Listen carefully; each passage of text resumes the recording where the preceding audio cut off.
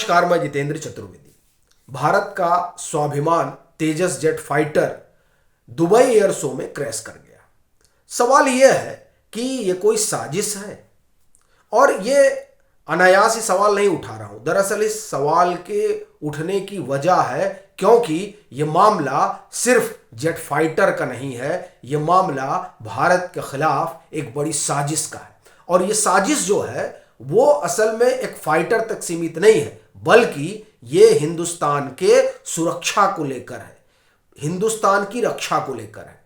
अब ये जो बात उठी है, इसके उठने की वजह है। शुरुआत तेजस से ही करते हैं, फिर आगे जो है बातचीत का सिलसिला बढ़ाएंगे। साहब, तेजस आसमान में ना उड़ पाए ये कौन चाहेगा? ये वही लोग चाहेंगे जिनका मार्केट इसके आकाश में उड़ने की वजह से प्रभावित होगा। देखिए, ये कोई तेजस का पहला एयर शो नहीं था, वो 10 से ज्यादा एयर शो कर चुका है। हाँ, दुबई में था तो जाहिर सी बात है कि पूरी अंतरराष्ट्रीय बिरादरी वहां मौजूद थी ये देखने के लिए कि साहब ये जो जेट फाइटर है ये कैसा प्रदर्शन करता है। और ये भारत के लिए बड़ा महत्वपूर्ण था।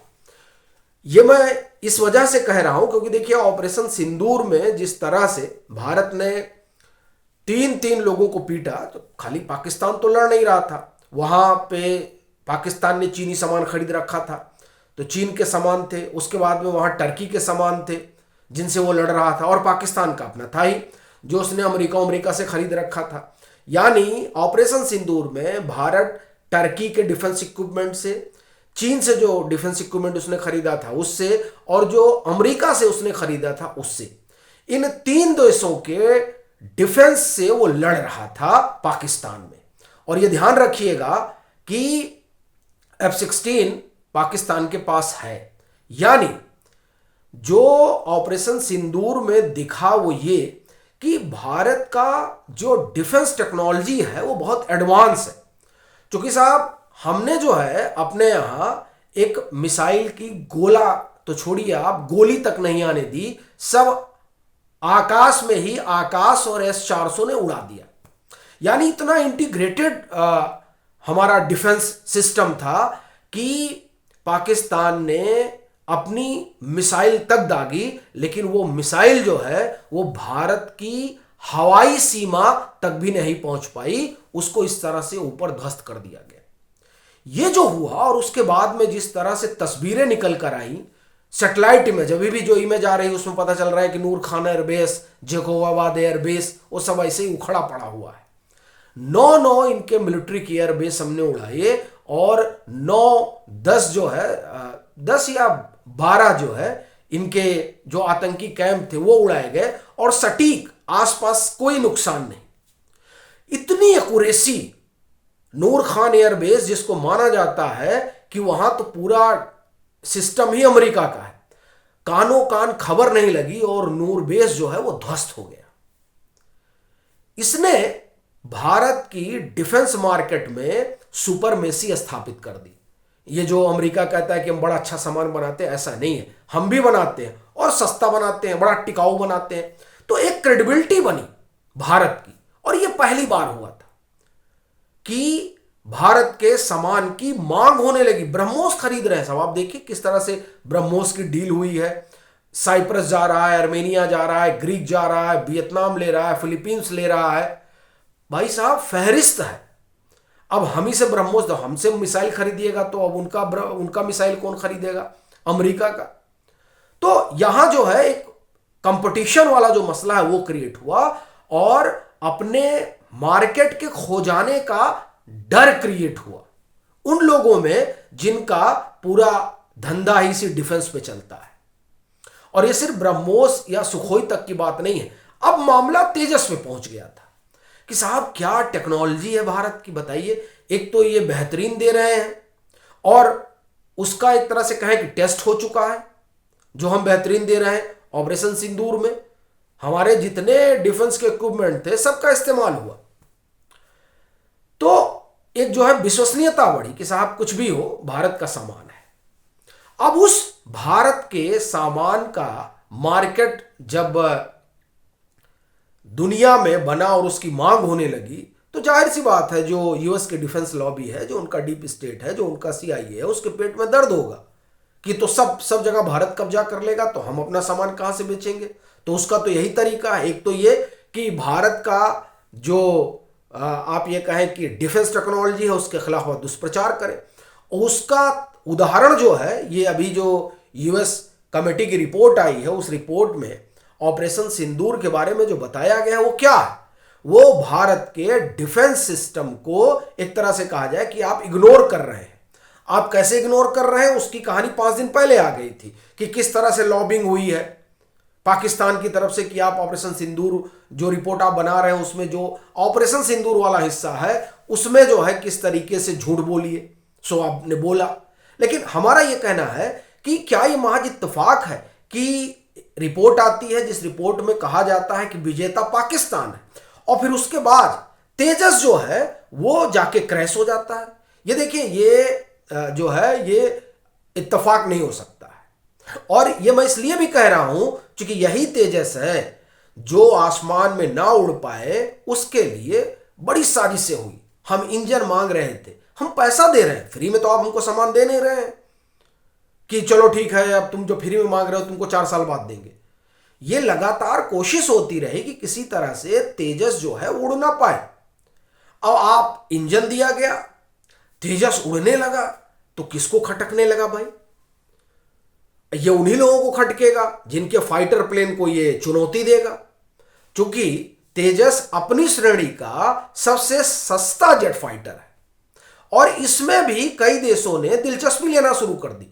किसी ने खरीदा नहीं है लेकिन दिलचस्पी लोग ले रहे थे कि भाई देखिए तेजस है और भारत का जो डिफेंस इक्विपमेंट है इस तरीके का होता है तो जाहिर सी बात है तेजस भी बढ़िया। अच्छा, तेजस का हम इस्तेमाल कर रहे हैं, 2 स्क्वाड्रन जो है, एक तमिलनाडु में है और एक गुजरात में स्क्वाड्रन लगा हुआ है।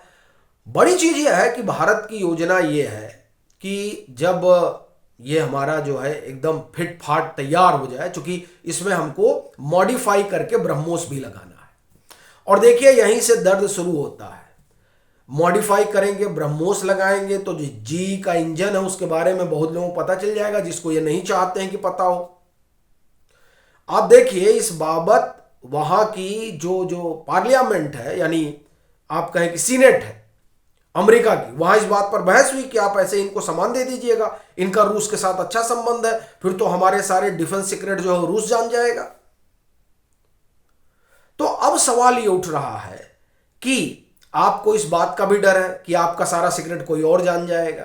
आप हमको इंजन भी दे रहे हैं और आपको इस बात का भी डर है कि अगर हम इंजन दे रहे हैं ये मॉडिफाई करके उसमें ब्रह्मोस भी लगाएंगे और फिर ये आसमान में उड़ेंगे तो क्या होगा इनका? तो जेट फाइटर भी नहीं से खरीदा जाएगा, मिसाइल भी नहीं से खरीदा जाएगा, तो हमारे बाजार का क्या होगा? हम लोग जो ये तमाम सारा सामान बना रखे हैं ये सामान ऐसे ही रखा रहेगा। क्योंकि ये आप ध्यान रखिए कि दुनिया में सबसे सस्ता सामान, देखिए सस्ता सामान तो और लोग भी बना रहे हैं डिफेंस का, लेकिन भारत का जो सामान है उसकी अपनी क्रेडिबिलिटी है, उसकी अपनी साख है जो ऑपरेशन सिंदूर ने स्थापित कर दी है। तो साहब हमारा सामान सब लोग खरीदना चाह रहे हैं। अब ये बात उन लोगों को नागवार गुजर रही है जिनका एकाधिकार है कहां? डिफेंस के मार्केट में। साहब 193 देश हैं दुनिया में, 193, 3 ही 4 देश हैं ना जो बेचते हैं। अच्छा, रूस तो हमारे साथ मिलकर चीजें तैयार कर रहा है भाई, ब्रह्मोस तो हमारा उनका है, माने ज्वाइंट वेंचर है भारत और रूस का। सुखोई है भारत और रूस का ज्वाइंट वेंचर है। अभी कहा जा रहा है कि Su-57 वो आ रहा है भारत और Su-75 पर भी काम चलना शुरू हो गया है। इसका मतलब ये हुआ कि भारत जो है वो ये जो हमारा और रूस का ज्वाइंट वेंचर रहेगा वो सारे सामान हो गए। और दूसरा, हम तेजस को रिक्रूट करते हैं अपने स्क्वाड्रन में। कुल हमको जो 42 स्क्वाड्रन की जरूरत है, वैसे माना जा रहा है कि इससे ज्यादा की जरूरत है हमको, तो उस 42 स्क्वाड्रन में हम तेजस को शामिल करते और जो हम ये तमाम खरीद रहे हैं कि हमको इनका फाइटर, उनका किसी का फाइटर नहीं चाहिए, रूस की बात मैं नहीं कर रहा हूं, और जो लोग अपना सामान बेचना चाहते हैं तो हमें किसी का फाइटर नहीं चाहते, हम अपने से चला लेते, तो हम अपने से काम चला लेते, उनका खरीदते नहीं। और जो हमने कहा कि 193 देश है उसमें 2 ही 3 देश बनाते हैं। अब उसमें हम भी घुस रहे हैं। हमारा सामान सस्ता है, किससे? फ्रांस से भी सस्ता हमारा फाइटर है, हमारा फाइटर अमेरिका से भी सस्ता है।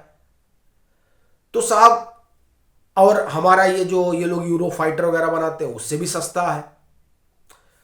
तो जब हमारा सामान सबसे सस्ता रहेगा तो हमारा ही तेजस खरीदा जाएगा ना भाई।